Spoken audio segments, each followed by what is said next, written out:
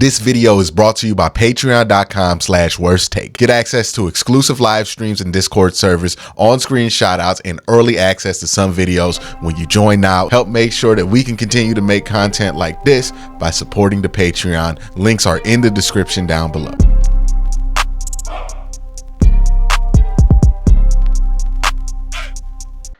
When I watch the Browns this year, sometimes it feels like watching somebody park on train tracks as a train is coming. Like you know that this disaster is on the way. You want to do something about it. But the person on the train tracks doesn't want to do anything about it. And that's my biggest concern with the Browns, Cam, is that they're not going to do anything about it. And here's the thing, because I already know people will watch this and they'll say, well, Deshaun's not the only problem. And everyone continues to point towards that offensive line. At this point, at its core, if that's what you truly believe that it is, what I want to see from the Browns is quite literally anything. Stop the bleeding somehow. Mm-hmm. If it was the offensive line and it truly is just, your left tackle position and you can figure that out because there's been a rotation and you don't believe in Jed or you think the injury's there. If it's a right tackle situation and you think DeJuan Jones's knee is holding him back and he's not playing the way that he was last year.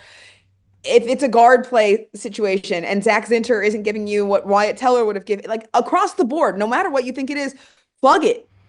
Mm-hmm. Address it in free agency. Go sign somebody. Make a trade if that's the problem. If it's that your receivers aren't dropping passes, keep them at practice longer and hit the jugs and then get somebody else. You have to do something. You have to stop the bleeding because this is not just, again, this is not the Browns of the past. This is not a year in which it's just the team's not good this year and it is what it is. You need to do something to actively address this situation because not only is this team spiraling away from, this window that has been clearly open for them with the roster that they have built over the past couple of years, but you're drifting into territory, like you said, where fans are apathetic. And it's very easy right now for the fans to be apathetic because a lot of fans were not behind the Deshaun Watson move, just plain and simple. And we talked about this before where what can happen? How can he redeem himself in the eyes of fans? How can he get the fan base on his side? Well, it's as simple as playing good football, but he's not playing good football. And that's as easy as he's not going to win over everybody. There's going to be people who hate Deshaun Watson forever, who will never overlook the allegations against him. There are people that will defend him to the end. And that's the two sides of the coin. But there's somewhere in the middle, right there, it's the rest of the fan base who truly can be swayed to support you, even if they don't truly all the way support what you've done off the field. They can support you on the football field if you're playing good football, and you're not. And so that apathy is just festering. It's waiting to happen. This fan base is not keen on the idea of a guy that is hard for them to defend for the off the field allegations. And they get all the slack from all these other fan bases, right? That are like, oh, you guys signed this guy. Even if their team was one of the teams that were interested in getting Browns fans sold their soul for Deshaun Watson as if we voted for Deshaun Watson to become the quarterback of the Cleveland Browns, right? Exactly. The Browns were the team that got him. They were not the only team that was interested in him, and they were not even a team that was supposed to get him. 13 teams were interested in him. Absolutely. And so let's be real as a fan base, but at the same time, the Browns now have him. And so the fan base has to deal with the reality that Deshaun Watson is a Cleveland Browns, and the fan base has to go against them. So that already is making them a little bit more apathetic to your team when you're not playing well, because they have to defend you as a team. And I can't fault them for that. But it's there. It's sitting there. It is so easy to drift into that place where this fan base gives up. Do you want another parade? Not the good parade, the bad parade. Do you want a parade? I don't even think they care enough to do the parade right now. And that is a bigger problem. And that's the bigger problem. This is getting into territory where you don't have a fan base the way that we know the Cleveland fan base to be. And that's dangerous because you cannot lose that. This team is all about this city is all about the Cleveland Browns and about this team. You go to any sporting event, any single one of them. You're going to a Guardians game. You're going to a Cavs game. You're going to a Monsters hockey game. I've seen it on your Twitter where you do that. Here we go. Brownies chants are there. They go everywhere. I was out in Ohio City at a random establishment. And as the people are walking through, here we go, Brownies chants. This town bleeds for the Browns. And Mhm. you lose that, you lose everything. You Yeah. lose everything. And look, I know people. Some people are going to hear this and think that we're being alarmist here, but we're just being Uh, realistic about what the consequences are. Because I don't think that they've thought about it that much. The Browns have thought about it that much. But like the burden that you put on this fan base when you made that trade is you're asking a lot, and like you can break this if you don't handle this correctly. Like, will Browns fans always love the Browns? Some of us will, but some of us, this is a bridge too far, right? Like, some of us, this is too much. And at the end of the day, this is a football team. It's not like religion or something core to your fundamental being, even though for some of us it might be that serious, right? But it's like for a lot of people, it's the thing they like to do on Sundays. It's the thing that they like to root for. Their favorite team, and everybody can be embarrassed to a point where they don't want to associate it with it anymore. And this is where they're headed. Like that fan apathy aspect of this is what terrifies me because I'm like, man, you're really gonna make it so people don't care about the Browns if you try to carry this on. And I just think that at some point they got to realize this is not a good decision emotionally, football wise. It's not a good decision to carry this on, and economically, I don't think it's a good decision to come keep doing this because people aren't going to come to the games even if they bought the tickets. They're not paying for parking, right? They're not paying concessions. That's where you make most of the money from the venue. So like they're not wanting to do that. They don't want to be downtown, right? I know people are worried about what the stadium moving will be to downtown businesses. You know what would kill downtown businesses, even if the stadium moves? Fan apathy. Because nobody goes to the stadium. Nobody wants to go to the bar to watch the game. Nobody wants to do anything, right? This is what they have to think about. And so I hope somebody in the Browns organization is thinking about this because apathy is absolutely on the table for this fan base. Even though this is one of the strongest fan bases in all of sports, in my opinion, the strongest fan base when you look at what we've been through in all of football. Um, and they'd love to remind us of that every time they play on ESPN, everything that's like that hurt you that the Browns have done, right? That we stuck through.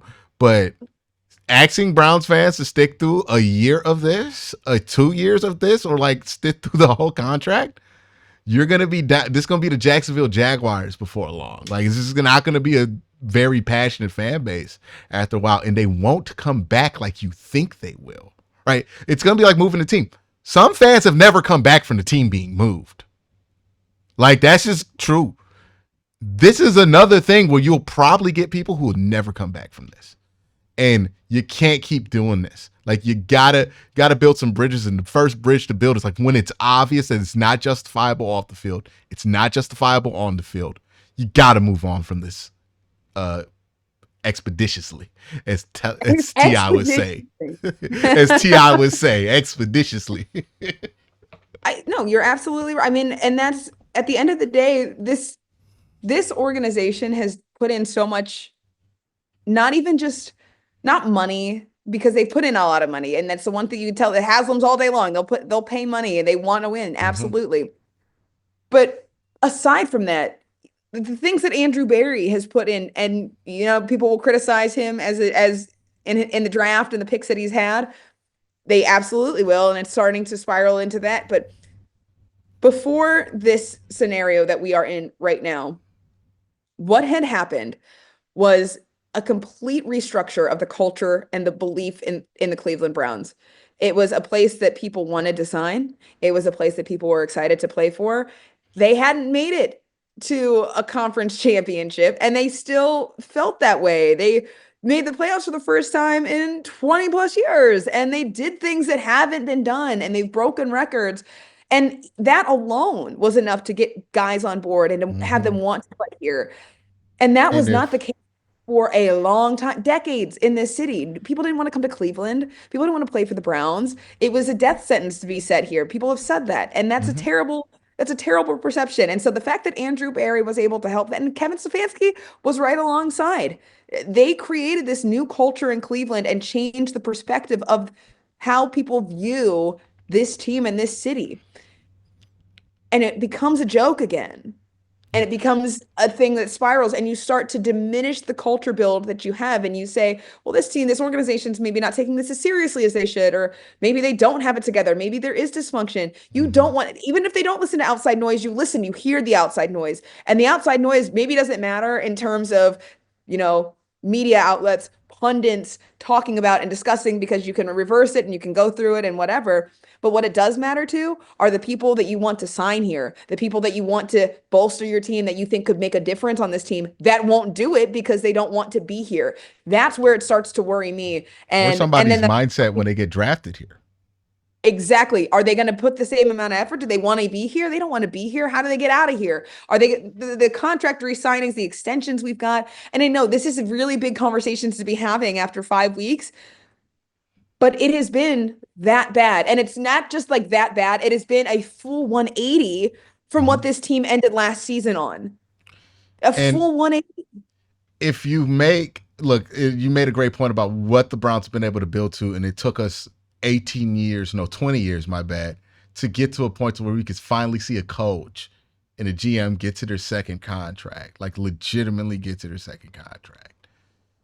If you make us watch you destroy all of that to prop up Deshaun Watson, there's no coming back from that. Like, there's no coming back from that organizationally. Like, there will be people who just will never trust the Browns again because this was the one time that, hey, look, I think a lot of people are at the place where it's like, yeah, Andrew Berry's responsible, Kevin Stefanski's responsible for some elements of this whole situation, right? Their hands aren't super clean on this. Yes. But we're willing to see what they could do with a young quarterback in a draft or something that they could develop in a stable situation. Because I wonder, like, hey, if Baker wasn't handed the keys to the organization because he was the only person with any power on the roster in 2018, right? So he becomes the guy who picks a coach and fires a coach, right? Like, he becomes the guy super early in his career. What would Baker have turned out to be? We know what the circumstances were for Baker when he got here, and that played a role in his demise in Cleveland. Like, it was done before we even knew it was done, right? Like, the second he was able to pick his coach in 2019, that was it. You built a monster that you were never going to be able to slay in that organization. It was going to take a year of some of the worst football you ever seen from him to humble him. Like, it was that's just where it was. You built a monster here. If you draft the quarterback now, that's not the situation. They're not going to be asked to be a locker room leader like rookie year Baker Mayfield was. They're not going to be asked to run the organization essentially. Like, there's things in place so that a young quarterback, like we've seen the development of DTR from year 1 and 2, right? A young quarterback can get here and just focus on getting better, right? And that's how you get a good quarterback to come out of here. But when you're constantly changing offensive coordinators, defensive coordinators, head coaches, all of these things, and you're just like constantly in flux, you create these power vacuums. And these power vacuums end up getting filled by whoever's playing quarterback. And if that dude's super young, you're setting that guy up.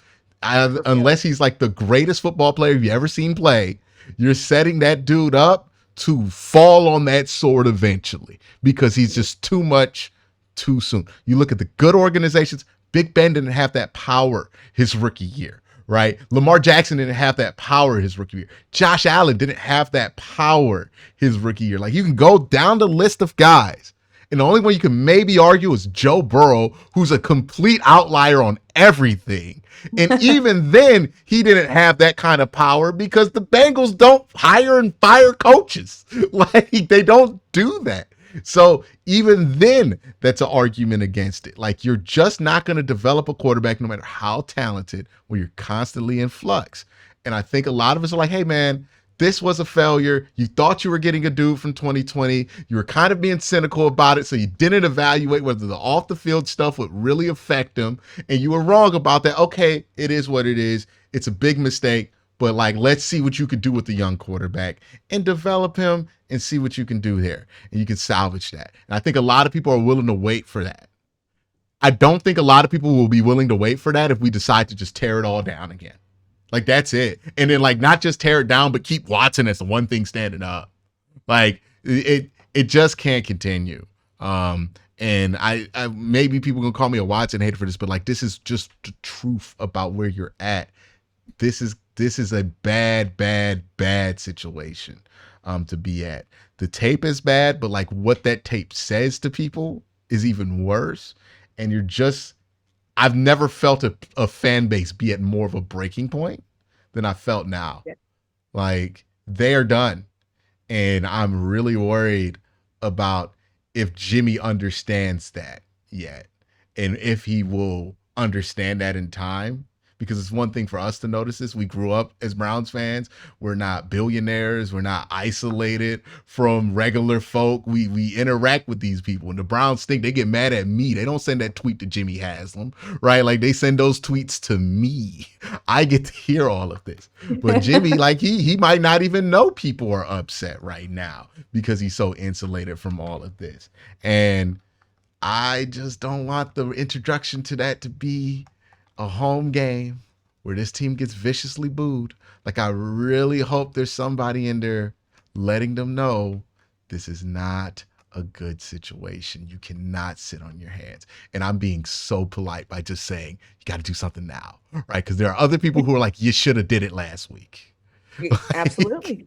And they're justified in saying, look, man, everybody's saying it. Ryan Fitzpatrick, Uncle Cho, like, like everybody, Stephen A. Smith, it's going viral. My girlfriend asked me about this. This is how bad it is. Like, It's in every channel, bad. every This is discussion. mainstream. How bad he's been playing. It was a crossover hit. Like we're one step away from this being on Good Morning America.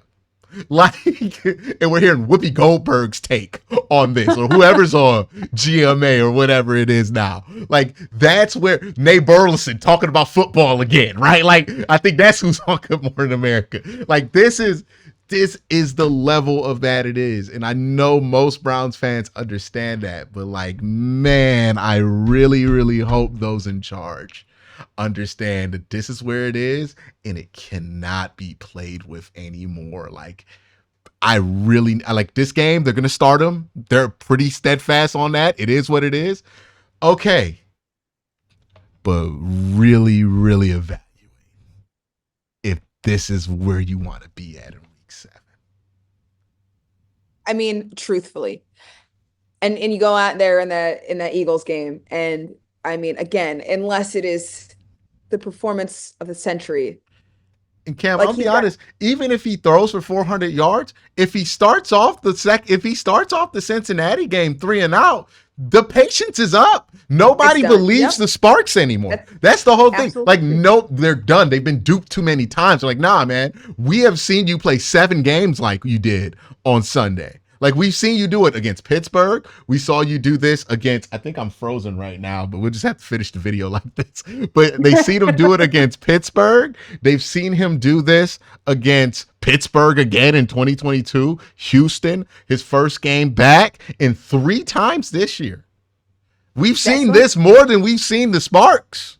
And that's what I said, the big problem. That consistency, that was always the question.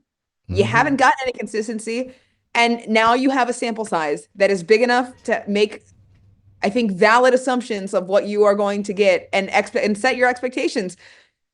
And if the expectations are low and then you still fall below that, yeah, and Browns fans have shown they will boo you at home and they will not make you feel good. And I don't know that he is ready for that kind of level because it's not been that way. He's gotten booed for sure. Yeah. But he's gotten booed in moments where there was still like, early into a season, or like they're fine, they're 500, or even they're winning in a season and they're just playing badly that game. They'll get booed. Can you imagine what happens when you get booed when you have a losing record? You've only had 1 win. That's a problem. So I hope they're prepared. And I do, like you said, I hope there's a decision that's made, and it's going to be a tough one. It's not going to be, maybe all the answers aren't super clear, but something has to give. Yeah, they got to do something. It's just obvious here. They got to do something, and nothing is not an option here. All right, Cam, thank you for coming on here. Hey, don't let all this stuff going on with the quarterback make you forget that Cam is doing some excellent work talking to some of the other Browns on the roster. Cam, can you talk about that real quick?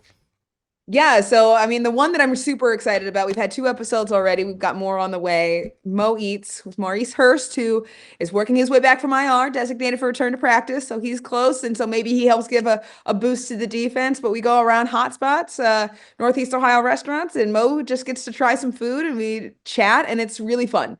And Mo's a great guy. He's a great player, but he's a great guy. And it's fun. And if nothing else, maybe it takes your mind off of the toxicity on the football field and it can take you away from it. I still do the next man up segments. Those are fun too. You get to know some of the guys that are working into those spots. You're going to see them on a Sunday with all the injuries and all the things that are happening and garbage time minutes, even maybe. Just the guys that you should know because they're the up and comings or the next one in. And it can provide a spark. So they're fun pieces. And there's also really good stories across the roster and any given game day. So I hope that it doesn't deter you from following the rest of the team as individuals, maybe even because there's some good stuff and it's fun. And I don't know how else to pitch it. It's just really cool stuff, and it's a great time. And I'm gonna keep doing it no matter what this team does, whether they turn it around or not. We're gonna keep it going. But man, we're trying. I'm trying to bring something, just some kind of entertainment through all the gross play. Hey, Nick Chubb comes back sometime. Close. He's close. All right. Well, hopefully that will be something that can provide some spark here. When the Browns got to play better at some point, right? You're not gonna just like win one game for the rest of the season, so they'll play better football at some point. I want to thank Cam for coming on. I want to thank my camera for completely just deciding to quit on me right now. Shout out to my camera. It's on the Browns injury report as well. Add that one onto it, Cam. Like Questionable for Sunday. yeah, see if my camera works Sunday. But again, Cam, thank you for being on. Everybody else, have a great day. Have an even better night. Peace.